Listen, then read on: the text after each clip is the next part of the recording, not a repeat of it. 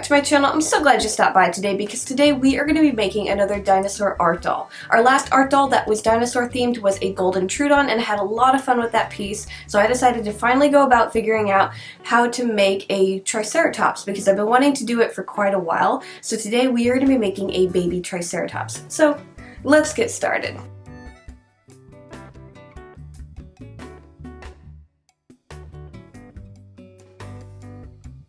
Okay, so the first thing that I'm going to work on is going to be the Triceratops' head. So for this, I'm going to start out with a lump of tinfoil and I'm going to start covering it in clay. To do this, I just made large strips of clay and I started wrapping it around the tinfoil, and then I just blended everything together once it was covered. Now for this piece, because we are going to be doing a baby Triceratops, I want to make very large clay pieces. So the head is going to be pretty large and also the feet. Main reason for this is a lot of baby creatures tend to have large heads and feet because they haven't grown into them yet. So I want to do that with this piece. So now that we have a basic shape to work with, we're going to start adding the facial features. I'm going to start off with the mouth. Now for my piece, I decided that I wanted to have the mouth open so it kind of looks like he's maybe like hollering, because I picture a baby Triceratops being very loud and boisterous all the time. Now this will be kind of similar to making a beak for a bird that has its mouth open as well. So I'm going to add a lump of clay to the very top, and then I'm going to blend this in and start shaping the very top portion of his beak. So this is the top of his mouth, and then we're going to do the same for the bottom, except that's going to be slightly smaller. And then we're going to take another lump of clay. This one is a little bit smaller than the last one, and we're going to use this to make a tongue. So I'm going to push this into the mouth, and I'm going to attach it to the bottom portion of the mouth and just kind of blend it and shape it. Now with the mouth, I'm going to add more texture to it later, but right now I'm just focusing on getting the basic shape of the head down. We're going to do all the textures and stuff later. So now that we have the mouth in place, we're going to add the eyes. So I have some resin eyes that I made quite a while ago and I figured they'd work really well with the piece. So I'm going to place those on both sides of the face, make sure that they're even and where I like them, and then I'm going to take strips of clay to make the bottom and upper eyelids. Basically, I'm going to wrap my strip of clay around the eye and blend it into the rest of the face and use my tools to straighten and clean up the shape of the eyelid to give the expression. I recommend when you're making eyelids to take your time because this really kind of defines the facial expression of the creature. After that, I'm going to take another lump of clay, and this is going right on the very top of the head. Main reason for this is I need it to be raised up a little bit more so we can add the horns. And so we're going to blend that into the top of the head, and then we're going to take a very large, thick strip of clay, and we're going to use this to make the frill. I believe that's what it's called. If not, correct me in the comment section, because I'm really not sure what this part is called, other than I think it's a frill. So I'm just going to lay my strip of clay out along the base of the head, and then I'm going to blend that in as well, kind of pinch it to make it a little bit flatter and longer, and just make sure that I like the shape of it before we move on. Now when doing this, remember we are making a baby, so you don't need to make it very large. So I'm keeping mine kind of short and stubby. Now I'm going to roll out some little cones, and I'm going to use these to make the horns. So we're going to need 3, and they can be roughly about the same size because it really doesn't matter too much. So I'm going to find the position that I want the horns to be in, I'm going to place them on the face and then blend them in. And now that we have the horns in place, we have a basic shape laid out for our face, and we can start adding some texture to it. So the first thing I'm going to work on is going to be the horns and the beak. I'm going to pretty much frame them. I'm going to kind of separate them from the rest of the face by adding some lines, and then I'm going to add a texture to it to make them look like they have lines going along the length of them. So basically, I'm just kind of breaking the face up into different sections. And then I thought it would be really cool to have larger scales kind of more on the top of the head, and then to just add a texture to the sides of the face. So I'm going to break up the very top portion of the head and a little bit of the frill into large scales. With the frill, I'm not going to cover it completely in large scales. I'm just going to start in the very middle and then add a few to the side. After that, I thought it would be fun to add a few spikes to the frill, but since we are doing a baby, I'm going to keep everything kind of rounded. So I'm just taking little balls of clay and I'm laying them out on the edge of the frill, deciding where I want them, and then using my tools to kind of define the shape of them a little bit more. I'm going to add a little bit of wrinkles and extra lines around the eyes, and then I'm going to use a dotting tool to add the rest of the scale texture on the face. So this is kind of time consuming, but I really like the texture that it gives for scales. So I'm just going to kind of poke away until everything is completely covered in little dots. And then after that, I'm really happy with how the face looks, so I'm going to put it in the oven to bake. So I'm going to put it in for roughly about 45, maybe 55 minutes at 275 Fahrenheit. Now I'm going to move on to making the feet. So since the feet are pretty large and they're kind of rounded, I figured I could make them the same way that I like to make my hooves for different creatures. So what I'm going to do is I'm going to start by making the bottom of the foot first. So first thing that I'm going to do is I'm going to roll out a sheet of clay large enough but still thick enough to work with.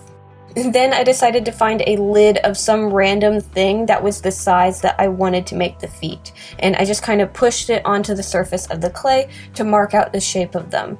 I then cut out my circles, cleaned up the edges, and laid them on some tin foil so they'd be easy to transfer to the oven. So what we're going to do to our little clay circles is we're going to draw some toes on them. So I just kind of want to break up the bottom of the foot so you can kind of tell where the toes are going to go. So it's not really much detail, just a few lines here and there, and then if you want you can add some textures or wrinkles to it. After that, we're just going to put these in the oven at 275 Fahrenheit for about 20 minutes to pre-bake. After those are out of the oven and have cooled to touch, I'm then going to be making some tinfoil balls to go on top of these. So when you're doing this, make sure that they're slightly smaller than the diameter of the bottoms of your feet that you made.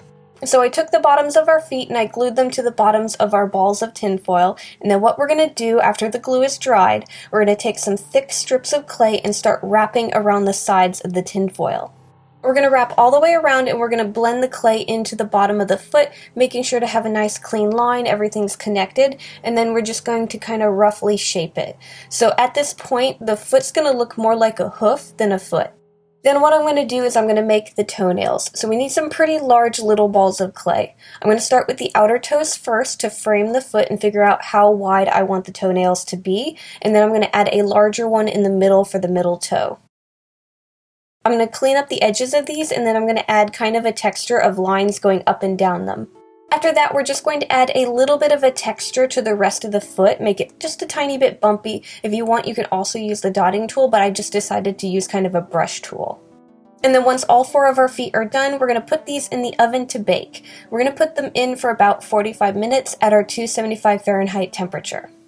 And then once all of our clay pieces are out of the oven, they're cooled to touch, we can start painting them.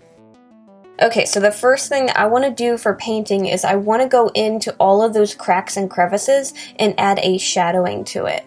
So what I'm going to do is I'm going to take my black paint and I'm going to paint over our clay pieces. I'm going to do this to all of them. And once I have a good section completely covered, I'm going to take a damp paper towel and wipe the excess paint away. So we want paint only in our cracks and crevices. We don't want it on the surface of the clay face or feet. It's okay if it stains the clay a gray. I think that'll actually help with making a more natural color. So I'm going to do this to the clay head and all 4 of the clay feet, and then I'm going to have to wait for it to dry before we move on to adding color. So the color that I want to do my Triceratops is a green. I want to go for kind of a more olivey green, and I'm trying to also match the fabric that I want to use for it. So what I'm going to do is I'm going to be primering not the entire clay face because I do have those larger scales, but I'm going to be primering the majority of it, that green color. So I'm going to go with the green as close to the color of the fabric that I want to use as possible. I'm going to get that primered, and then I'm going to use different tones of greens and browns to adjust it until it looks as close to that color as I need it to be. And then once I'm happy with that color of green, I'm going to let that dry, and then we can start painting the other details. So I'm going to start with the inside of the mouth now. So I'm going to be painting that kind of a more pinkish purple, but more on the grayer side. So it's a very muted pink purple. Then I'm going to paint those large scales that we have on the face. So I want these to be kind of a metallic black. So I'm going to start off with just normal black and go over all of them, let that dry, and then I'm going to go over them a second time with my metallic colors. And then I'm going to move on to painting around the eyes. So to kind of bring them out a little bit, I'm going to take some brown and I'm going to kind of go around them and define the shape of the eyelid. And then the horns and the beak, I'm pretty much going to be painting them the same way. I'm going to start with a black and I'm going to go around the bases of them to help separate them from the rest of the face and to fix the shadowing that kind of got messed up when we painted the green. I'll have to let that dry, but then I'm going to take kind of a creamy, almost khaki color, but very pale color, and I'm going to go over the horns and the beak. But I'm going to go over very lightly so that none of the paint goes into those cracks that we had the black paint in. So I'm going to go over that, and then I'm going to start adding some white highlights throughout the face to kind of bring out more of the features. Lastly, once we're done painting and everything is dried, we need to go in and clean those eyes up. So for me, I'm just using a damp Q-tip, I'm just using water, and I'm going over the resined eyes until the paint peels up. I think you can use paint thinner if you're using glass eyes, you just need to be very careful with it, but since I'm using resined eyes, I wasn't sure how it would react, so I just used water. Now that we're done with the clay face, we're going to move on to painting the feet. So these are pretty simple, we're going to use a lot of the same techniques that we used on the face.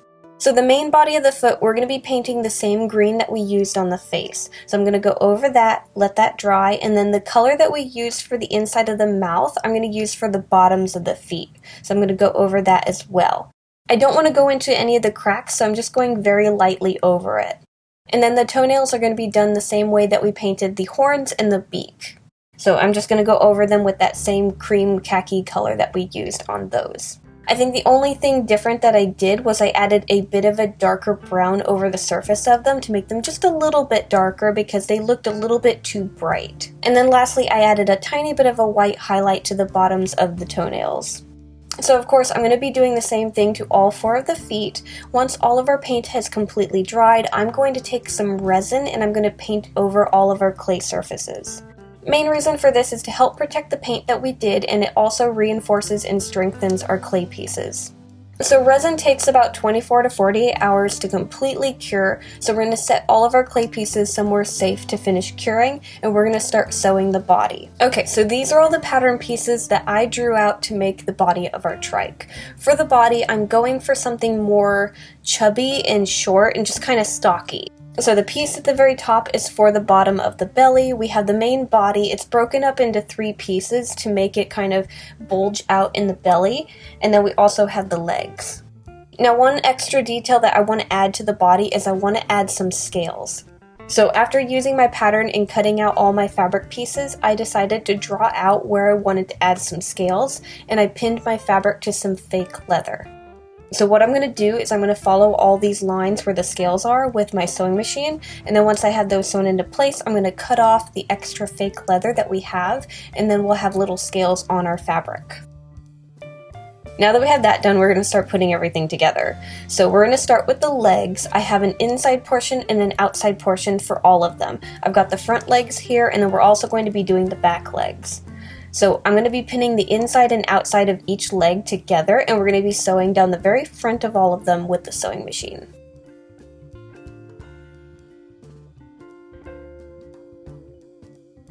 And then for the sides of the body, since those are broken up into 3 pieces, the neck, belly, and tail, we're going to sew these together as well. So I'm going to pin these together and use the sewing machine for this too. After that, that's going to be the last of the sewing machine. We're going to be doing the rest of the sewing by hand. So now what we're going to do is we're going to take the belly piece, the very bottom portion, and we're going to sew the 2 sides of the belly to it. So this is going to go along the length of the belly and the tail. So basically I want to connect all 3 of these together like this. And then once we have that done, I've already made a wire frame for the body, and we're going to figure out where the wires for the legs need to come out of the body, and we're going to cut some tiny holes into the fabric and pull our fabric over the wire frame. So we're just going to slide all those wires through those holes, get that into place, and then we're going to take our clay head and we're going to glue it to the wire for the neck. You'll have to let that dry for a little bit, and then we can take the fabric for the neck and glue it around the base of the head. So I'm going to glue that fabric into place. Once it's glued, I'm going to let it dry a little bit, and then we're going to start stuffing and closing up our body. So we're basically going to start at the very base of the head, and we're going to work our way down until we get to the end of the tail. And while we're doing this, we are stuffing the body, and we want to stuff it pretty firm because of how chubby it is. We don't want it to end up kind of sinking in a spot. So this is one of those pieces where you're going to stuff it quite a bit. And then after that, we're going to start adding the legs. I'm going to start with the front legs, but you're welcome to do whatever ones you want to start with. So basically, to connect the legs, I'm going to kind of follow that line that we sewed into place already where the two pieces of fabric are connecting. I'm going to kind of sew around that spot to kind of hide more of the seams. And then after that, we're going to take the wires for the legs and we're going to cut them or bend them to the correct length that we need to add the feet. So the feet, I've actually added wires to them. When I did the resining, I needed something to hold on to do so. So I have wires already connected, but if you didn't do this, what you can do is just glue the feet right onto the wire frame. But what I'm going to do is I'm going to take a thinner gauge wire and wrap the two wire frames together to combine them. And then after that, I'm going to take the fabric for the legs and I'm going to glue it around the bases of them. And just like the head, I made the legs really wide, so the pattern needs some adjustments. So I'm going to make some fabric triangles to go on the backs of the feet. We're going to let our glue dry and then we can stuff and close up our legs. So that's how I did the front legs, and the back legs are pretty much the same. Figure out where you want them, sew them into place, adjust the wire frame, glue the feet into place, stuff and close them up. Now at this point the body is all put together and you're welcome to actually call it done, but what I'm going to do is I'm going to be painting and adjusting the fabric for the body to make it blend better into the clay pieces and to just add some extra detail to it. So the first thing I want to do is I kind of want to add some shadows on the body, mainly around the legs. So I'm going to add some black paint around the cracks and the seams of the legs, and then I'm going to use a toothbrush and kind of blend that in. You're also welcome to use a really big brush. I just find using a toothbrush kind of blends the paint into the fabric better. And then after that, I'm going to add some highlights. I'm going to use the same greens that we used to paint the clay pieces to paint the fabric. So I'm going to kind of go around the legs and just kind of adjust things, add some to the body here and there. I'm not completely painting everything, but I want to have some brighter areas and some darker areas. I'm also going to be using my fabric markers and I'm going to add some line work kind of around the ankles and joints and stuff to add some wrinkle lines. So I'm just drawing some random lines here and there to add some extra detail to the feet. And then lastly, I wanted to add some spikes going down the back of the trike to match the spikes that are on the frill. So I took my 3D fabric paints and I just added some dots going along the back of the trike.